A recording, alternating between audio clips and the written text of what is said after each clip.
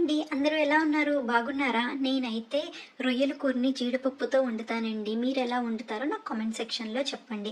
అబ్రాడ్లో ఉన్న వాళ్ళకి ఫ్రెష్ రొయ్యలు దొరకవు కదా, సో నేను ఇక్కడ ఫ్రోజన్ రొయ్యలు తీసుకున్నాను. కొంతమంది ఫ్రోజన్ రొయ్యలు టేస్ట్ అంత బాగా ఉండదు అంటారు, బట్ ఈ రెసిపీ చూడండి చాలా టేస్టీగా ఉంటుంది. ముందుగా దానికోసం మసాలా అయితే 2 స్పూన్లు గసగసాలు, 2 స్పూన్లు జీడిపప్పులు చేసుకుని మెత్తగా పేస్ట్ చేసి పక్కన పెట్టుకున్నానండి. సో ఇప్పుడు ఫ్రోజన్ కాబట్టి అవి డీఫ్రాస్ట్ అయిన తర్వాత ఒక్కసారి కడుక్కుని, ఇవి ఆల్రెడీ పీల్ చేసే ఉంటాయి కాబట్టి ఒకసారి కడుక్కుని, మీకు సైజు పెద్దగా ఉందంటే కట్ చేసి పక్కన పెట్టుకోండి. ఇప్పుడు మ్యారినేట్ చేసుకోవాలి. దానికి పసుపు, ఉప్పు, అల్లం వెల్లుల్లి పేస్ట్ వేసి జస్ట్ నార్మల్ దీన్ని నీచు వాసన లేకుండా మనము ఉడకపెట్టుకోవాలండి. కాబట్టి ముందు మ్యారినేట్ అవ్వడానికి పక్కన పెట్టుకోండి. ఇంకా జీడిపప్పులను అయితే వేయించేసి పక్కన పెట్టుకున్నాను.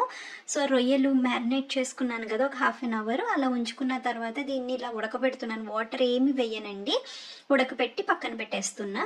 ఇప్పుడు ఒక ప్యాన్ తీసుకుని దాంట్లో జీలకర్ర, ఆవాలు, పచ్చిమిర్చి, కరివేపాకు, ఉల్లిపాయలు వేసి బాగా సాట్ చేసుకుంటున్నా. ఇంకా కొంచెం సాల్ట్ కూడా వేసుకున్నాను, కొత్తిమీర, ఇంకా పసుపు, చిటికెడు పసుపు వేసుకుని బాగా కలుపుకుంటున్నానండి. కొంచెం ఉల్లిపాయలు అనేవి మగ్గిన తర్వాత దాంట్లోకి మనం ఉడకపెట్టుకున్న ప్రాన్స్ని కూడా వేసుకోవాలి.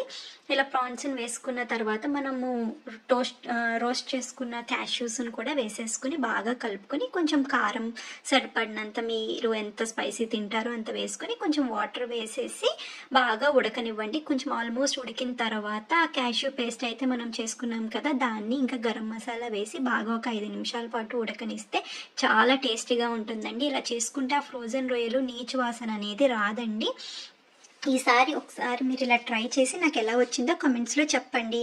Thank you friends.